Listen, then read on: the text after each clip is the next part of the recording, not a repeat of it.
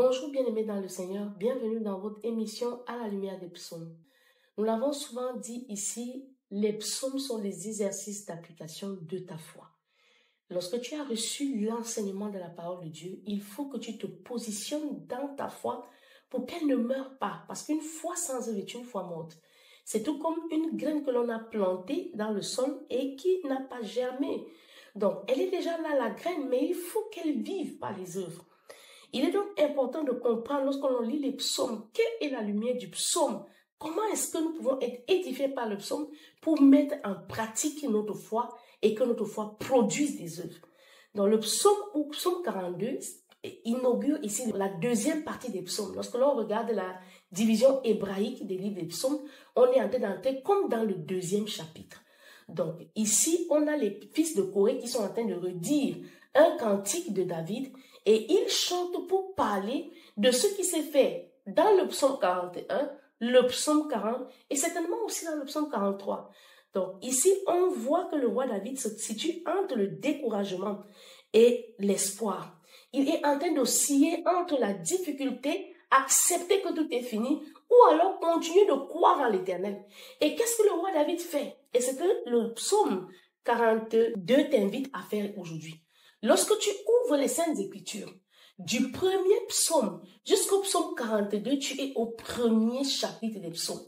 Quand tu entres maintenant dans la deuxième partie, donc le deuxième livre ou deuxième chapitre, tu as le psaume 42 qui t'introduit dans cette nouvelle dimension-là ou alors au deuxième palier. Mais ici, on a des fils de Corée qui interprètent ou alors qui poursuivent ce cantique chanté dans l'assemblée des cantiques de David. Donc, Dieu veut que tu comprennes aujourd'hui, à la lumière du psaume 42, que lorsque tu te trouves entre le découragement et l'espoir, quand tu as le choix soit de tout abandonner ou de reprendre les forces dans la présence de l'Éternel, il y a une personne à qui tu dois t'adresser. De la même manière que Dieu est fait de trois personnes, à savoir Dieu le Père, Dieu le Fils, Dieu le Saint-Esprit, qui sont de la Trinité, l'homme est fait de l'esprit, de l'âme et du corps. Donc, quand tu te trouves dans des situations de désespoir où tu as l'impression qu'il faut tout abandonner, ou alors tu te dis non, peut-être qu'il faut encore que je fasse un peu d'effort, on ne sait jamais ce qui est au bout du parcours, il faut que tu te positionnes dans le psaume 42, tu sauras quoi faire. Et que dit le psaume 42? Le psaume 42 te dit de t'adresser à ton âme. Parce que très souvent, ce qui nous disqualifie dans les plans de Dieu, ce sont nos émotions. Ce qui nous disqualifie dans le plan de Dieu, c'est ce que nous dictent nos émotions. Parce que la chair a une loi. Et la loi de la chair, ce sont les émotions. Parce que c'est les émotions qui nous conduisent vers le péché.